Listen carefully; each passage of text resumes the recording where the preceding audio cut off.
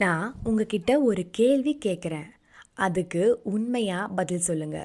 நீங்களும் இரத்த அழுத்தம், சர்க்கரை நோய், மூட்டு வலி போன்ற பலவிதமான நோய்களுக்கு டெஸ்ட் எடுத்து மாத்திரை சாப்பிட்டே தான் இருக்கீங்க.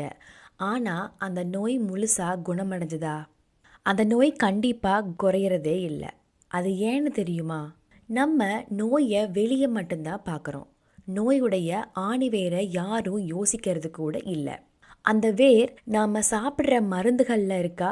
இல்லை. நோயில் இருக்கா? இல்லை. உங்கள் உடம்புலையும் இருக்கா? இல்லை. அந்த வேர் நீங்கள் நினச்சி பார்க்க முடியாத ஒரு இடத்துல இருக்குது. ஆனால் அந்த வேரை ஈஸியாக பிடுங்கி எரிஞ்சிடலாம். நீங்கள் எழுதி வச்சுக்கோங்க. இந்த வீடியோவை முழுமையாக பார்த்து முடித்ததும் நீங்கள் வாழ்க்கையை பார்க்குற பார்வையே மாறும். பல பேருக்கு பாரமாக இருக்கிற வாழ்க்கை பஞ்சு போல லேசாக இருக்கும், இனிமையாக இருக்கும். உங்களுக்கு என்ன கஷ்டமாக இருந்தாலும் பகலவனை கண்ட பனி போல, அதாவது சூரியன் வந்தவுடனே இருந்த இடம் தெரியாமல் மறையும் பனியை போல உங்கள் கஷ்டமும் மறைஞ்சே போயிடும். நீங்கள் எப்போதாவது யோசிச்சிருக்கீங்களா? ஒரு ஆணும் பெண்ணும் சேர்ந்து பல ஆரோக்கியமான குழந்தைகளை பெற்றெடுக்கிறார்கள். அவர்களுடைய உடம்பு ஆரோக்கியமான இதயம், கல்லீரல், மண்ணீரல் போன்ற உறுப்புகளை கொண்ட குழந்தைகளை உருவாக்குகிறது. அப்பேற்பட்ட வலிமை கொண்ட உடலால் அவர்களுடைய இருதயத்திலோ, கிட்னியிலோ அல்லது வேறு இடத்திலோ பிரச்சனை வந்தால் ஏன் அதை தானாக சரி செய்து கொள்ள முடியவில்லை? இதை ஒரு முறைக்கு இருமுறை நன்றாக சிந்தியுங்கள். நமது உடம்பால் நம் உடம்பை சரி செய்து கொள்ள முடியும்.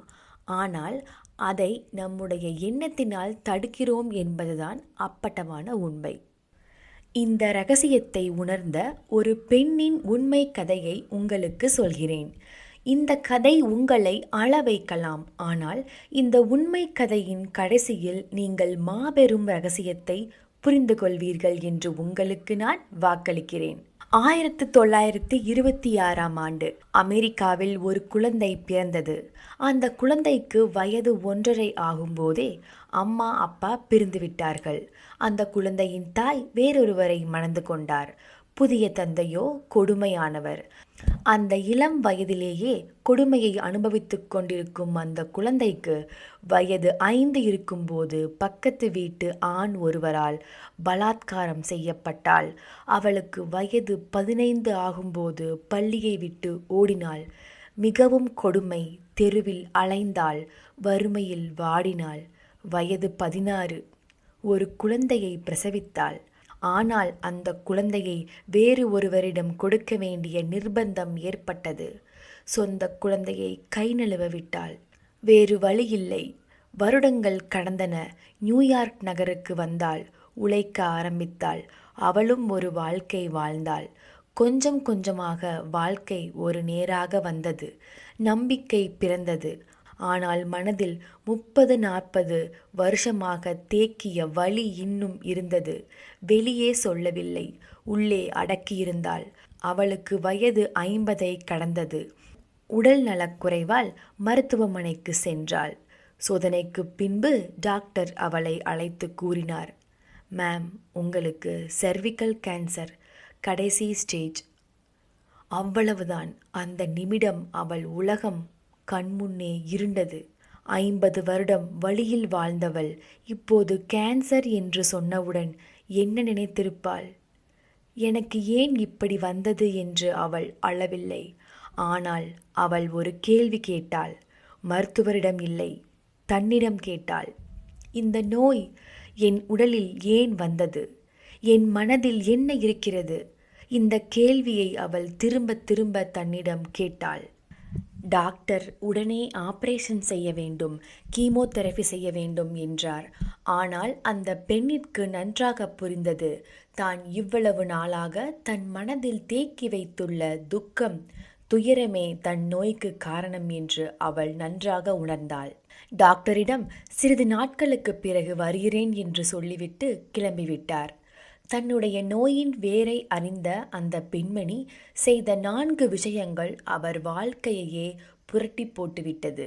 தன்னுடைய உடம்பிற்காக, தன்னுடைய உயிருக்காக 6 மாதங்கள் அவர் செய்த செயல்களை நன்றாக சிந்தித்து பாருங்கள். அவர் செய்த முதல் செயல், அவர் ஒரு தெரபிஸ்டிடம் சென்றார். தனது 5 வயதில் நடந்தது, 16 வயதில் நடந்தது, இவ்வளவு ஆண்டுகளாக மனதில் புதைத்த வலிகளை எல்லாம் வெளியே சொன்னார். அழுதார், நிறைய அழுதார். அந்த கண்ணீரே முதல் மருந்து. 2வது செயல், அவர் மன்னிக்க ஆரம்பித்தார். தன்னை பலாத்காரம் செய்தவரை, கொடுமைப்படுத்திய தந்தையை, கைவிட்ட உலகை. மன்னிப்பு என்றால் அவர்களை சரி என்று சொல்வதில்லை. மன்னிப்பு என்றால் தன் மனதில் உள்ள நஞ்சை வெளியே எடுத்து தன் மனதை தூய்மைப்படுத்துவது. ஒவ்வொரு நாளும் கண்ணீருடன் மன்னித்தார். திரும்ப திரும்ப மன்னித்தார். வலி போகும் வரை மன்னித்தார். 3வது செயல், தினமும் கண்ணாடி முன்னால் நின்றார். சிறு வயதிலிருந்து தன்னை எதற்கும் லாயக்கில்லை என்று நினைத்தவர் இப்பொழுது கண்ணாடியின் முன் நின்று தன் கண்களை பார்த்து சொன்னார், I love you, I really love you, நான் உன்னை நேசிக்கிறேன். இந்த வார்த்தைகளை முதல் நாள் அவரால் சொல்ல முடியவில்லை. கண்களில் கண்ணீர் வந்தது, குரல் வரவில்லை. ஆனால் தினமும் சொன்னார். 4வது, தன்னுடைய உணவு முறைகளை முறையாக மாற்றினார். உடலை நேசித்தார். நடைப்பயிற்சி செய்தார், தியானம் செய்தார். இந்த 6 மாத காலங்களும் இந்த 4 விஷயங்களை செய்தார். மருந்து மாத்திரைகளை எடுத்துக்கொள்ளவில்லை, டாக்டரிடம் செல்லவில்லை, ஆபரேஷன் செய்யவில்லை, கீமோதெரபியும் இல்லை. தன்னுடைய மனதை நன்றாக குணப்படுத்தினார். 6 மாதம் கழித்து அதே மருத்துவமனைக்கு சென்றார். பரிசோதனை செய்து பார்த்தார். யாராலும் அந்த ரிசல்ட்டை நம்ப முடியவில்லை. ஏனென்றால் கேன்சர் இருந்த ஒரு ட்ரேஸ் கூட இல்லை. முற்றிலும் குணமடைந்து விட்டது. இப்பொழுது உங்களிடம் ஒரு கேள்வி கேட்கிறேன். இது எப்படி நடந்தது? சிந்தித்து பாருங்கள். மருந்துகளை எடுக்காமல் இவ்வளவு பெரிய நோய் முற்றிலும் குணமடைந்து விட்டது. இது ஏதோ கற்பனை கதை என்று எண்ணிவிட வேண்டாம். இது உண்மையில் ஒரு பெண்மணிக்கு நடந்தது. அவர் பெயர் லூயிஸ் ஹே. அவர் அமெரிக்காவில் கலிஃபோர்னியா மாகாணத்தில் உள்ள லாஸ் ஏஞ்சல்ஸ் பகுதியில் அக்டோபர் 8ஆம் தேதி 1926ஆம் ஆண்டு பிறந்தார். தனது 50வது வயதில் கேன்சரை வென்ற அவர் பின் 41 வருடங்கள் வாழ்ந்தார். கேன்சரை வென்ற அவர் பின் ஒரு புத்தகத்தை எழுதினார். அந்த புத்தகத்தின் பெயர் you can heel your life.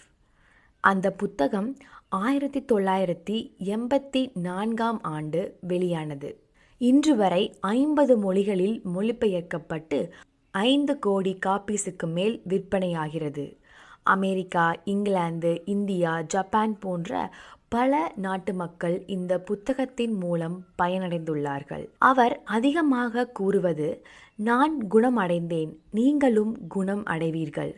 அவருடைய கோட்பாட்டை ஒரே வரியில் சொல்ல வேண்டுமென்றால், every disease in the body begins with thought in the mind. அதாவது உடலில் வரும் ஒவ்வொரு நோயும் மனதின் ஒரு நினைவிலிருந்து ஆரம்பிக்கிறது. லூயிஸ் ஹே அவர் எழுதிய புத்தகத்தில் ஒவ்வொரு நோயும் அது ஏன் வருகிறது என்ற மனதின் காரணத்தையும் தெளிவாக எழுதியிருக்கிறார். இப்போது சில நோய்களும் அதற்கான மன காரணங்களையும் பார்க்கலாம். முதலில் இரத்த அழுத்த நோய், அதாவது பிபி. பல சமயங்களில் வரும் பிரச்சனைகளை நீண்ட நாட்களாக மனதில் வைத்திருக்கும் வலி, உணர்வுகளை வெளியே சொல்லாமல் அடக்குவது, இவை இரத்த குழாய்களில் அழுத்தமாக மாறுகிறது. அதுதான் பிபி. 2வது சர்க்கரை நோய். வாழ்க்கையில் இனிமை இல்லாமல் போனது போல் தோன்றும் நிலை. என்னால் எதுவும் முடியாது என்ற நம்பிக்கையின்மை இன்சுலின் ரெசிஸ்டன்ஸை அதிகரிக்கிறது என்று ரிசர்ச் சொல்கிறது. வயதானவர்கள் இனி என் வாழ்க்கை முடிந்தது என்று நினைக்கிறார்கள். அவர்களுக்குத்தான் அதிகமாக சர்க்கரை நோய் உருவாகிறது. 3வது மூட்டுவலி. என்னை ஒரு சிலர் வேண்டாம் என்று தள்ளி வைக்கிறார்கள் என்ற மனவலி, நீண்ட நாள் மனதில் கட்டிக்கொண்ட கசப்பு, இவை மூட்டுகளில் இறுக்கமாக தேங்குகின்றன. நீங்கள் பயப்படும் போது கார்டிசால் என்ற ஹார்மோன் உடலில் வெளியாகிறது. இது உடம்பின் நோய் எதிர்ப்பு சக்தியை பலவீனப்படுத்த கடினப்படுத்துகிறது. நீண்ட நாள் பயத்தில் வாழ்ந்தால் உடல் நோய்க்கு தயாராகிறது. இந்த காரணங்களை கேட்ட பிறகு ஒரு சில பேருக்கு இதயம் படபடக்கும். நமக்கு வந்த நோய்க்கு காரணம் நாம் தான் என்று நெஞ்சம் உறுத்தும். கவலை வேண்டாம், மகிழ்ச்சியாக இருங்கள். உங்களுடைய மனதை படிப்படியாக மாற்றி நீங்கள் எந்த நோயில் சிக்கியிருந்தாலும் அதிலிருந்து வெளியே வர உங்களுக்கு தெளிவான விளக்கம் தருகிறோம். வீடியோவை தொடர்ந்து பாருங்கள். ஏனென்றால் உங்களைப் போல் நானும் என்னுடைய தவறான எண்ணத்தால் என் உடம்பை கஷ்டப்படுத்தி பின் அதிலிருந்து வெளியே வந்த தெளிவினால் உங்களுக்கு கூறுகிறேன். எப்படி வேண்டுமானாலும் வாழலாம், ஆயுசு இருக்கும் வரை வாழ்ந்துவிட்டு போகலாம் என்று சலிப்போடு வாழ்வது வாழ்க்கையல்ல. அரிது அரிது மானிடராய் பிறத்தல் அரிது என்ற ஔவையாரின் வரிக்கு ஏற்ப இந்த அரிதான மனித பிறப்பை இன்று முதல் நாம் அனைவரும் ரசித்து ஆரோக்கியமாக வாழலாம் என்று நாம் எல்லோரும் உறுதியளித்துக் கொள்ளலாம். மனதை தெளிவடைய வைத்து எந்த நோயாக இருந்தாலும் சரி செய்து கொள்ளும் 4 படிகளை பார்க்கலாம். அதற்கு முன் நாம் அனைவரும் கைகோர்த்து நம் வாழ்க்கையை திருப்தியாக வாழ நம்முடைய இளமை திரும்பதே யூடியூப் சேனலை சப்ஸ்கிரைப் செய்து கொள்ளுங்கள். டிஸ்கிரிப்ஷனில் இருக்கும் டெலிகிராம் லிங்கை டச் செய்து டெலிகிராம் சேனலில் சேர்ந்து கொள்ளுங்கள். படி 1. உணர்வை ஒப்புக்கொள்வது. முதலில் தனியாக அமர்ந்து கொள்ளுங்கள். கண்களை மூடிக்கொள்ளுங்கள். உங்கள் மனதை கேளுங்கள். என் மனதில் இப்போது என் உடம்பை பாதிக்கும் என்ன குணம் இருக்கிறது? கோபமா, சோகமா, தனிமையா, பயமா என்று உங்கள் மனதிடம் கேளுங்கள். அதுவே உங்களுக்கு தெளிவாக உணர்த்தும். ஒருவேளை உங்களிடம் கோபம் இருந்தால், ஆம், என்னிடம் கோபம் இருக்கிறது என்று ஒத்துக்கொள்ளுங்கள். இதுவே முதல் படி. படி 2. மன்னித்தல். ஒருவேளை நீங்கள் பல வருடங்களுக்கு முன்பு ஒருவரால் மிகவும் மோசமாக காயப்பட்டு இருக்கலாம். உங்களை காயப்படுத்திய அவர் அதை மறந்துவிட்டு அவர் வேலையை பார்த்து கொண்டிருப்பார். ஆனால் நீங்களோ அந்த காயத்தை பல வருடங்களாக உங்கள் இதயத்தில் சுமந்து கொண்டிருக்கிறீர்கள். அதனால் உங்களுக்கு என்ன லாபம் என்று யோசித்தீர்களா? அந்த காயம் உங்கள் உடம்பை நோய்வாய்ப்பட வைத்ததுதான் லாபம். இது உங்களுக்கு கடினமாக இருந்தாலும் அவர்களை நீங்கள் மன்னித்தே தீர வேண்டும். தினமும் இரவு உறங்கும் போதும் காலையில் எழும்போதும் உங்களை காயப்படுத்தியவர்களை எண்ணி கண்களை மூடி மனதார அவர்களை மன்னித்து விடுங்கள். அவர்களை பார்க்கும்போது உங்களுக்கு எந்த கோபமோ வெறுப்போ வராமல் இருக்கும் வரை இதை தொடர்ந்து செய்யுங்கள். படி 3. உங்களை நீங்கள் நேசிக்க வேண்டும். தினமும் 2 முறையாவது கண்ணாடி முன்னாடி நின்று உங்களை நீங்கள் பாருங்கள்.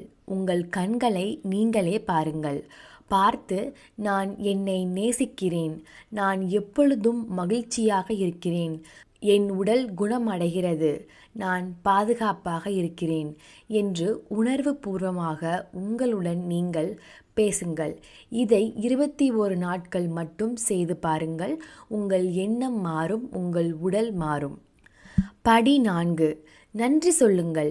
காலையில் எழுந்திருக்கும் போது படுக்கையில் இருந்து கொண்டே உங்களுக்கு கிடைத்த இந்த அற்புதமான மனித வாழ்க்கைக்கு நன்றி சொல்லுங்கள். துவங்க இருக்கும் நாளுக்கும் நன்றி சொல்லுங்கள். உங்கள் உடம்புக்கும் மனதிற்கும் மற்ற அனைத்துக்கும் நன்றி சொல்லுங்கள். நீங்கள் உணர்வு பூர்வமாக நன்றி சொல்லும்போது உங்கள் உடம்பில் கார்டிசால் குறையும், செரட்டோனின் அதிகரிக்கும். அதனால் உங்களுக்கு இம்யூன் சிஸ்டம் வலுப்பெறும். உங்களுக்கு இம்யூனிட்டி அதிகமாக இருந்தால் எந்த நோயும் ஈஸியாக குணமடைந்துவிடும். மேலே கொடுத்துள்ள 4 வழிமுறைகளை பயன்படுத்தி உங்கள் மனதை அமைதிப்படுத்தாமல் எந்த நோயாக இருந்தாலும் மருந்து மாத்திரைகளை மட்டும் பயன்படுத்தி சரி செய்யலாம் என்று யோசிப்பது பல்வலிக்கு காலுக்கு மருந்து போடுவது போல பிரயோஜனமே கிடையாது.